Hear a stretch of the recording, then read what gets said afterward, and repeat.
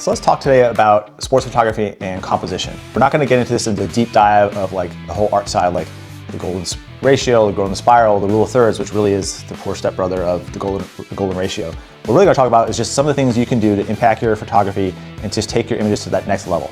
The first thing you want to think about when you're doing sports photography, what is your mindset going in? And so one of my favorite quotes of all time for photography is one by Ansel Adams, and that is, there's nothing worse than a sharp image of a fuzzy concept. And I feel like that, even though he was a landscape photographer, I feel that applies to every genre of photography. And especially when you have a genre of photography like sports photography where we get really enamored with sharp lenses, high frame rates, amazing autofocus. That's great, you have all these sharp images, but what story are you telling? And so this is where composition comes into play. And with sports photography, I get it that, hey, it's event photography where we're somewhat reactive in the moment, but there is some things we can plan for and be intentional that can really help us tell the story well. So one of the things we talk about, and one of the things that is heard about in photography is no backs and buts. What does that mean, right? The reality is, when it comes to photography, sports photography, it's not really that much different than any other photography that involves people. People connect with faces, right? They want to see emotions, even if it's like behind a helmet or a visor. People want to see that. I'm not saying that you can't do photos where the face isn't visible. I've done that myself, but there has to be a time and a place, and it should be intentional. So this is something you need to think about when you're positioning yourself. Am I in a position where I can get the face most of the time? So for example, if you're using something like baseball, right? Are you getting low enough where you can get it when they're swinging the bat that you can actually see their face? One thing I would say with that as well is think about where you're positioning in terms of sideline versus end line. So it's very common when you first start out with soccer, you're going to shoot from the sidelines because that's where you were as a spectator or as a parent. Or you're shooting baseball, you're going to shoot up and down the first or third baselines, which is great, and you can get some shots there. But think about getting shots where you can get the actual end on of the action. So for soccer, you're going to be shooting from the goal lines. And I can show you some examples here. You can see the difference between shooting from the sideline versus shooting from the end line. The same with baseball. I have a couple examples here. One example here you can see of me shooting from typical first baseline and then shooting head on from the outfield. So you can see how that positioning changes the impact of an image. And sometimes you may not be able to get into those positions, but just start thinking about that intentionally versus just, hey, I put my bag down and this is where it's comfortable for me. What's comfortable for you may not always be the best place where you need to go for the photos.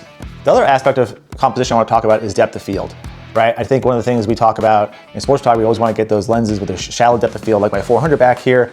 We love having that, shallow depth of field so we can have the subject separation, but we really need to think about it as a tool for telling your storytelling, not just like a gear flex, right?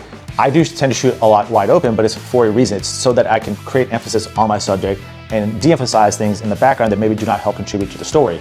So what I want to show here is some examples of where sometimes you want to have shallow depth of field, right? So in this case here, this is a finisher at a triathlon.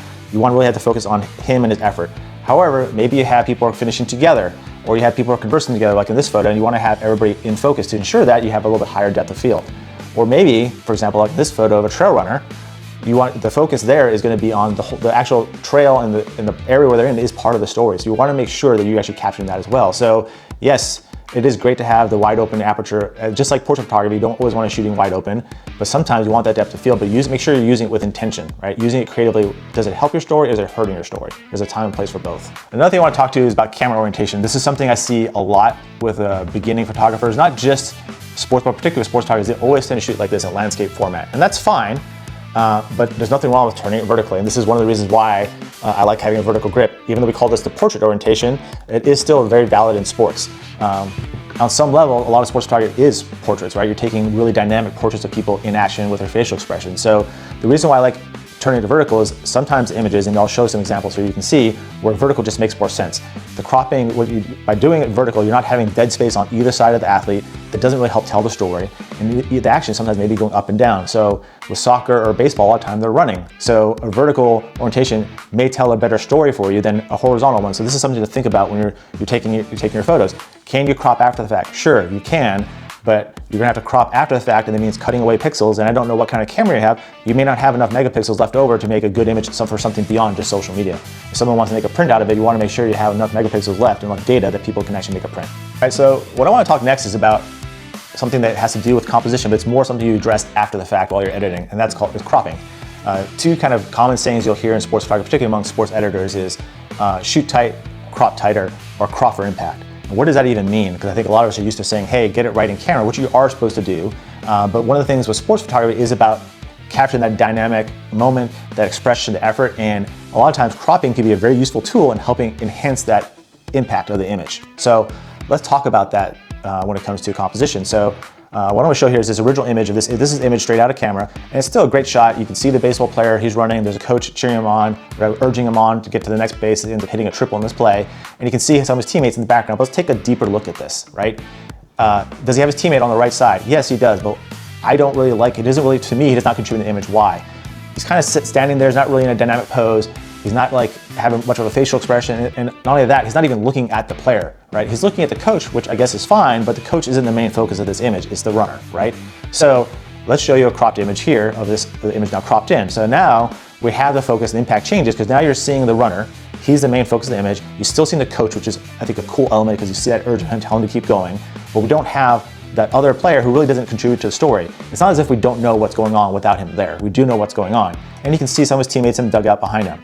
Now, another thing I did with this crop is that I actually left some extra space on the right-hand side, even though I could have cropped tighter. And the reason why I do this is part of the things we want to think about with action is, I like to do this is where you have the action, if there's a sense of action, or you can see the runners, you know they're going towards second base, you want to have it set up where the action is going through the image, not off of the image, right?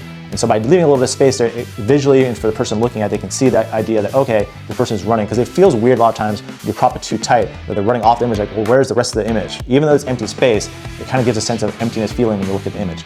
Now, there's also another way you can take this image and crop it even further to totally change the story of the image. And you can look at this one here, where I've cropped it vertically, and it's just on the runner. And now the real story of this image is the runner, their emotion, you can see their intensity of they're trying to keep running and get onto the base. Now, the interesting fun thing about this too is that because I'm shooting with a camera that's at 20 frames per second, this is actually not the same image. It's actually the image right afterward, and I just happen to crop it in tighter. Why did I do that? Well, the thing is, I'm delivering this to a client, now they can have both stories. They can have the story with the coach and the runner, and then just the runner themselves. So this is something I just wanted to show you guys to think about, like, when you're looking at stuff like this, there's more to it. Don't just leave it alone and just leave it there. There's more things you can do to help increase the impact of that story. So one other thing, last thing I want to talk to you guys about that you should be looking at is watching your background. I know people talked about this before, but looking at your background in terms of distractions. So I'm going to put up here a couple images here. This first image here is of two soccer players. It's cool, they're dynamic, it's raining, but here's the problem for me is like, you have people in the background as spectators, that's fine, but they're not really that engaged in the moment. But worse, you have these series of very bright blue disabled placards on there, right? That just takes away from the image. Versus the second shot, different play, but it's two players and you have a very clean background, right? This is something that now the focus is on the players versus on something in the background. The background can be great if it's like, fans cheering or there's something that adds element to the story, that's great. But otherwise, be careful with that. The last thing I want to talk about, and this is a pet peeve of not just me, but a lot of sports editors, and I get it in the moment, we're taking our camera, we're trying to get it right.